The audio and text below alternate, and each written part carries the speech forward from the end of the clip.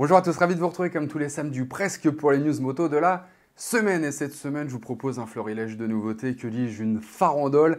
C'est Byzance, il va y avoir de la Honda, de la Kawa et tout ça flambé à la suce parce que quand même, c'est important en ces temps obscurs de se faire un peu plaisir. En parlant de ça, ne passez pas à côté du bonheur. Pensez à vous abonner si toutefois ce n'est pas déjà fait. La petite cloche pour être prévenu, évidemment, que je publie une nouvelle vidéo. Et surtout, si vous voulez passer quelques jours de vacances avec moi dans mon nouveau petit paradis, et vous êtes déjà d'ailleurs plutôt nombreux à vous être manifestés, en avoir manifesté l'intention en tout cas, un petit message qui va bien à l'adresse qui s'affiche actuellement, à savoir achilleprod@gmail.com. Et on se tient au courant. Voilà, hein, c'est fait. On passe aux news.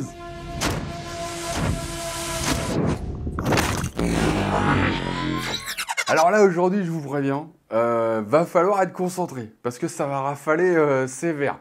J'ai plein de petites nouveautés pour vous.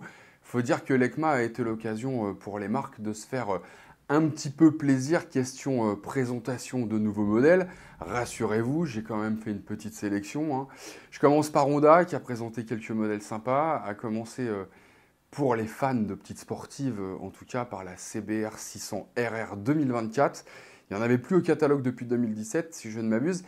Et elle est de retour avec sensiblement le même look. C'est vrai que franchement, ça révolutionne pas le style, quoi. Non, mais c'est quoi cette boucle arrière XXL, là, qui dépasse de la roue? On dirait qu'elle tracte une remorque, la pauvre, quoi. Et puis le pot sous la selle, là, ça se fait plus depuis Clovis. Franchement, je m'attendais à autre chose. Et c'est pas les petits ailerons, là, à la mode, tu vois, qui changent radicalement la donne.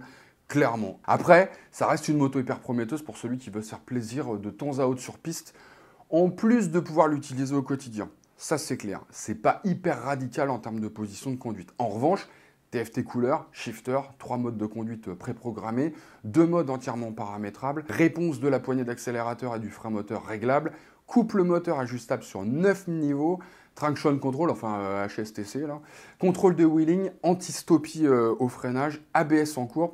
Ça commence à parler. Suspension Showa réglable, cadre et bras oscillant alu, résultat 193 kg tout plein fait, et surtout son 4 cylindres de 600 cm3 peut délivrer jusqu'à 121 chevaux à 14 250 tours-minute et 63 Nm de couple à 11 500 tours-minute. Autant dire que sur route ouverte, ça doit pas être hyper fandard, mais sur circuit, pour le coup, ça doit quand même être bien marrant, quoi. Aucune idée du prix, mais on devrait pas tarder à le connaître. Cette année, Honda, c'est aussi 2 Hornet de plus, la CB1000 Hornet et la CB500 Hornet. Je commence par la 1000. Grosse déception, les amis. Déjà, ce pot-là, c'est pas possible. On dirait une valise latérale, le truc, quoi. Une caisse à outils. Putain, t'es peintre en bâtiment, tu peux ranger 3 pots de peinture et 5 rouleaux là-dedans, quoi, sans déconner. Non, mais ok, je suis méchant. Ok, c'est vrai. Elle est Euro 5+. Donc, bon, voilà. Pas le choix, sûrement, mais quand même. Il y a sûrement moyen de faire un peu plus discret, quoi. En revanche, là où je suis vraiment hyper chiffon, c'est sur le bras oscillant, quoi. C'est plus un monobras. Et là, les gars, c'est un choix. D'ailleurs, fini aussi le cadre en alu moulé. Ça part sur du tube. Wow, en voilà une Hornet au rabais, sans déconner. Bon, étrier radio 4 pistons signé Nissin. Suspension Showa de 41 mm à fonction séparée en fonction du tube, là, vous savez. Réglage de la précharge et de la détente, quand même. Mais bon, pas de quoi casser 3 pattes à un canard, quoi, clairement, quoi. En termes d'électronique, bon, bah, on fait dans le minimum vital, j'ai envie de vous dire. Écran TFT, mais 5 pouces, qui a l'air en plus d'avoir été prélevé sur la Hornet 750. 3 modes de conduite, ABS, quand même, contrôle de traction. Surtout un 4 pattes qui, d'après ce que l'on sait, pour le moment, devra se contenter de 150 chevaux. Alors honnêtement, c'est bien suffisant, hein. Mais par rapport à la concurrence, ça fait léger. Surtout quand tu lui colles l'appellation Hornet sur le dos, quoi. Bon, pareil, le prix n'a pas encore été révélé, mais franchement, sa nouvelle petite duel est bien mignonne, mais à mon avis, faudrait pas que ça dépasse les 12 000 € pour avoir une chance face à la concurrence, quoi. On passe à la 500. Bon, bah la CB500 Hornet, c'est une CB500F avec un autocollant Hornet dessus, en gros, hein, voilà, c'est pareil. J'imagine que c'est ce que beaucoup, en tout cas, d'entre vous se disent en ce moment. Eh bien non, cette fois, c'est un peu plus que ça, quand même. Déjà, le look est un petit peu plus agressif que la CB500F. Ah ouais, full LED à l'avant et à l'arrière, et surtout l'électronique et l'équipement évoluent pas mal, puisqu'elle hérite d'un écran TFT de 5 pouces, connecté et d'un contrôle de couple HSTC, embrayage à glissement limité et un moteur Euro 5+. Alors je renvoie sur la vidéo pour Euro 5+. Hein. Ah bah oui. Alors, il est censé avoir une meilleure réponse à l'accélérateur grâce à un allumage modifié, donc voilà, on perd pas tout. Rassurez-vous, on reste aussi sur un modèle nativement A2, puisque le bicylindre parallèle développe toujours 47,5 chevaux à 8600 tours minute et 43 Nm de couple à 6500 tours minute. L'autre bonne nouvelle, c'est le réservoir de 17,1 litres. Il est censé vous offrir 485 km d'autonomie. C'est fort. Mais bon, toujours pas de préannoncé, hein.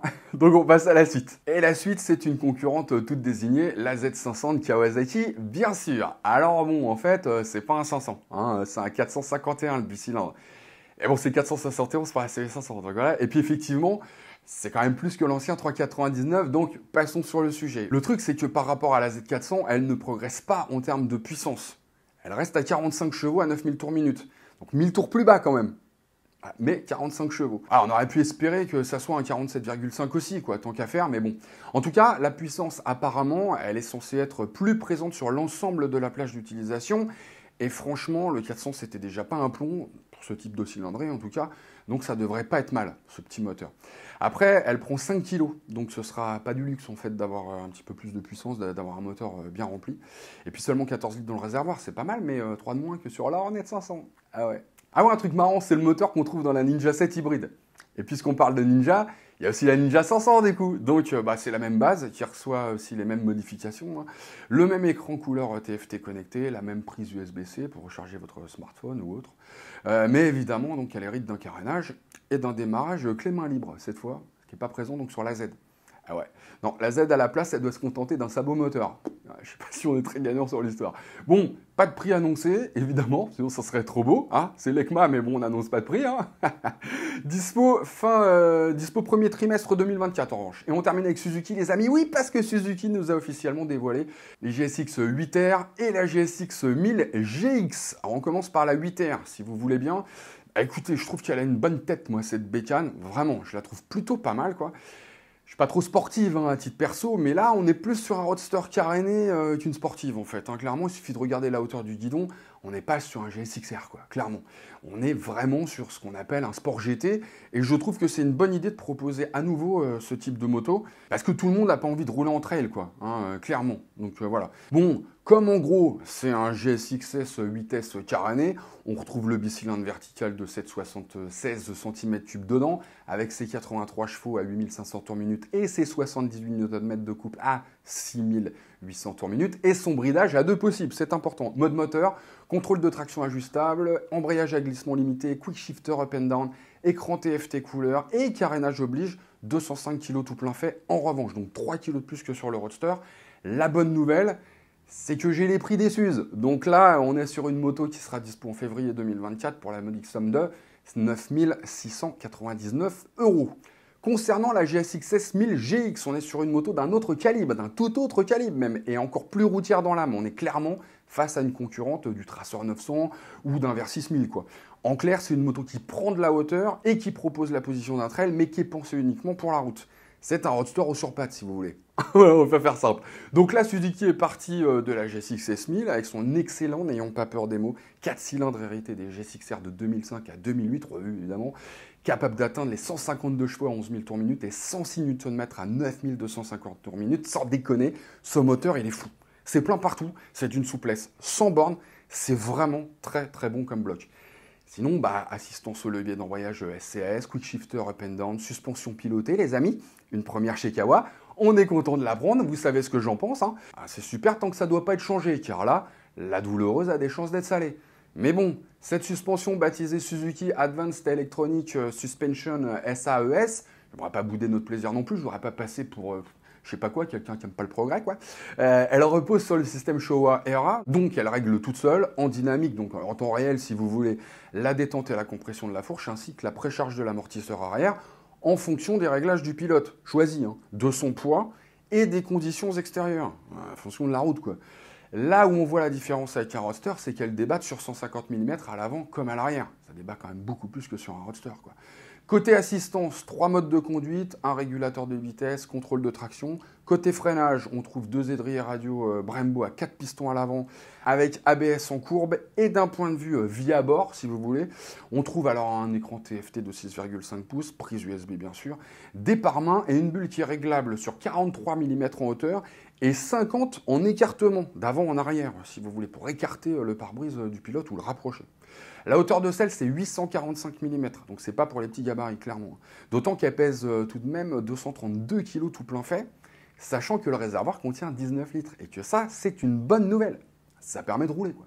Dispo en janvier 2024 pour la modique somme de 17 899 €. Franchement, une version avec des suspattes manuelles à 15 000, à mon avis, ça n'aurait pas été du luxe.